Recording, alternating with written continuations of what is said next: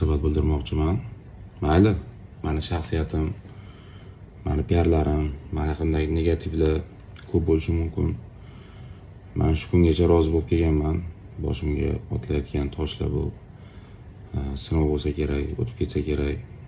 Vaqt soati kelib kim qanaqaligini hamma ko'rsatadi deb. Lekin bu voqea bo'yicha kimdirlar bilan bog'liq bo'lganligi uchun bu narsaga chidab turib bo'lmaydi.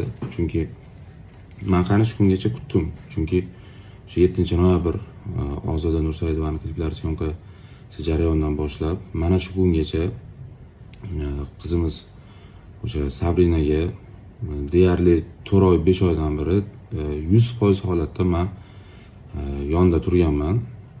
Faqat orada bir marta safarda bo'lib qoldim. Bir marta bular o'zimiz aloqaga chiqamiz deganliklari uchun men yonida bo'lmaganman. Va o'sha ikkinchi operatsiya muammosi ko'tarilganda men aytdimki, buni o'sha summasini avval aniqlanglar dedim. Lekin men bunaqa katta pul qilib bera olmayman. Men jamoa bilan yig'ilib gaplashamiz, ko'ramiz, o'ylaymiz degan gapni aytdim. Lekin men bir narsaga hayronmanki, shu kungacha Ozoda Nursaidova jamoasi va mendan boshqa birorta odam shu qizga bir 100 ming so'm, 200 ming so'm ham yordam berganini men ko'rmadim.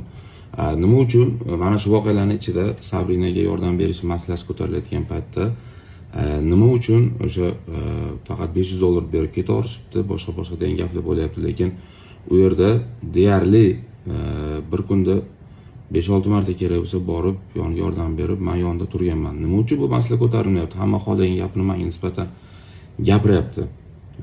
Va rulda bo'lgan qizimizni sha'niga nisbatan va uni men bilan bog'lashga harakat qilinyapti. Men tushunmayman. Bu yerda maqsad Sabrinaga yordam berishmi yoki kimgadir tuhmat qilib yoki kimdirning ismini kimdirga qo'shib fitna uyushtirishmi? Masala bu tomon bo'ladigan bo'lsa, bu tomonni ko'raylik. Bu tomoni bilan shug'ullanaylik. Agar masala shu bo'ladigan bo'lsa. Bu bo'yicha har bitta syomka jarayonida ishtirok etganlar va o'sha rulda bo'lgan qizimiz hamma ustidan tergov jarayonlari olib borildi va ish sudga oshirilgan. Va men o'ylaymanki, bu yerda Ozoda Nursaidovaning ismi bilan bog'liq bo'lganligi uchun shunaqa katta provokatsiya bo'lyapti. Agar bu insonning ismi bilan bog'liq bo'lmaganda, oddiy avtohalokat bo'lganida, mana shu hozir kundagi mana vijdonliman deb hisoblagan blogerlarimiz hech qaysi aralashmasdi. Chunki shu kungacha bo'lgan avtohalokatlarda birortasi bu yuzini ham o'zini ham ko'rsatmagan. Men Sabrina voqeasi bo'yicha munosabat bildirmoqchiman. Ya'ni kim shu Ozoda Nursaidovaning klip jarayonida bo'lgan voqea bo'yicha birinchidan bu yerda Sabrina meni shogirdim. Shaxsan meni studiyamda ijod faoliyatini yuritgan qiz. Shu sababdan men u jarayonda to'liq ishtirok etganman. Faqat o'sha avtohalokat vaqtida sodir bo'lgan vaqtda 2 soatcha u yerda bo'lmaganman. Va bir narsani aytib o'tishim kerakki, mayli, meni juda yomon bola deb biladiganlar bor ekan, men haqimda juda negativni o'zimning hamkasblarim ichida fikrda bo'lganlar bor ekan. Men o'zimga do'st, yaqin inson deb bilgan insonlarim deyarli hammasi o'sha aynan o'zimizni yaqinlarimiz tomonidan men juda yomon gaplar eshityapman. Va men bu yerdagi meni ishtirokim o'sha rulda bo'lgan qizimiz o'sha sevinchni taklif qilganda, ahad mana shu qiz kerak deganda men taklif qilganman. Meni ishtirokim bundan boshqa emas. To'g'ri, mashinani haydab biladimi deganda, ha, haydab oladi. Bu viloyatdagi syomkalarimizda ham juda ko'p syomkalarimizda o'sha juda yaxshi haydaydi, yaxshi haydagan deb gaplarimni gapirganman va bu bo'yicha men javob berishga tayyorman. Mayli, meni yomon ko'rasizlarmi va mana shu voqeaga qanchalik aloqador deb o'ylaysizlar. Men oxiri chiqayotgan ma'lumotlar, videolarni qarab men bir narsaga hayron qolyapmanki, mana shu 4 oydan beri mana shu qizimiz 5 oy deydigan bo'lsak deyarli, men 5 oydan beri to'liq mana shu qizning yonida to'liq bo'lishga harakat qilganman. Bir kunda 3-4 martadan boshlab 7-8 marotabagacha men bir kunda qatnaganman. Va nima yordam kerak bo'lsa hammasi qilingan va undan tashqari Ozoda Nursaidova jamoasi, o'sha Dilmurod aka va shaxsan Shuhrat Mavlonov nima yordam kerak bo'lsa haqida aytib turing degan va bu yerda hech kim o'zini olib qochmagan. Bu yerda hech kim o'zini olib qochmagan. Men bir narsani aytib qo'yib va sizlardan iltimos, o'sha shaxsan Sabrina, shaxsan Nodira opasizlar o'zlaringiz gapirishlaringizni xohlardim. Bu yerdagi munosabat shunaqa bo'lyaptiki, bu yerda u qizni hamma tashlab qo'ygan. Yo, voqea umuman teskarisi bo'lganini sizlar aytishlaringizni xohlayman. Faqat operatsiya muammosi, ikkinchi operatsiya mavzusi ko'tarilgan paytda aytdimki,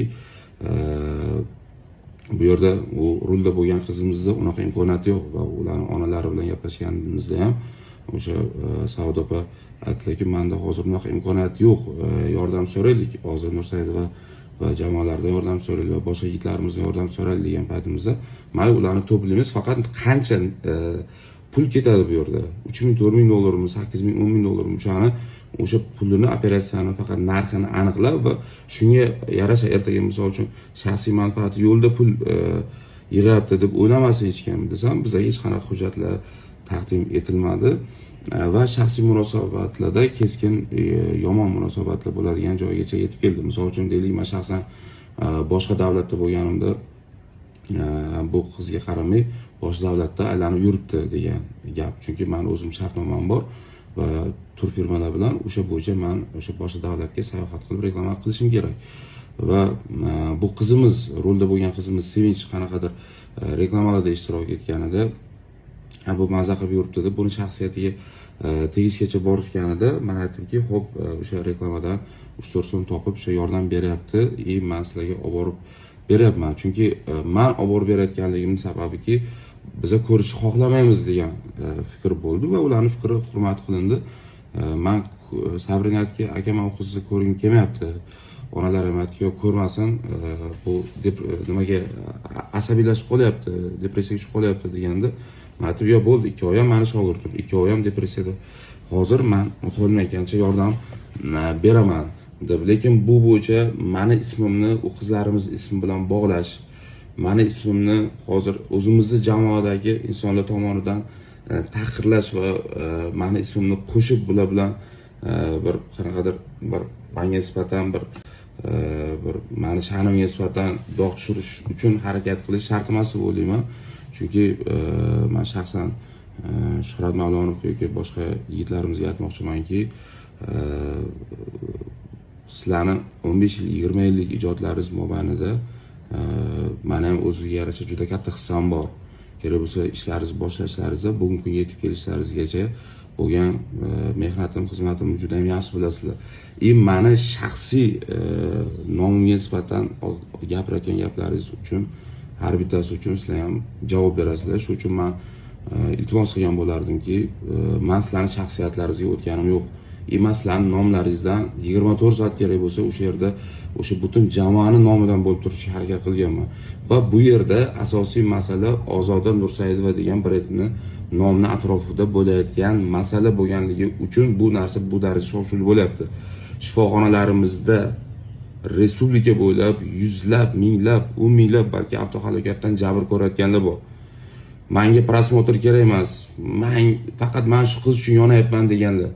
Nima uchun bitta oddiy shifoxonaga borib, oddiy avtohalokatdan jabr ko'rganlar bilan shug'ullanmaysizlar? Nima uchun? Nima uchun ularni olib chiqib yoritmaysizlar? Mayli, men yomon bola ekanman, sizlar yaxshi inson, farishta ekansizlar. Va nima uchun men hayron qolayotganligimki, bu yerda faqat masala bir yoqlama ko'rilyapti. Qonun idoralari bor bu yerda. O'zbekistonda qonun ishlayapti. Nima uchun qonun idoralarini aynan gaplarini eshitib, ikki tomonni o'rgangan holda, o'sha rulda bo'lgan qizimizning holatini va hammasini o'rgangan holda olib chiqib gapirmaysizlar?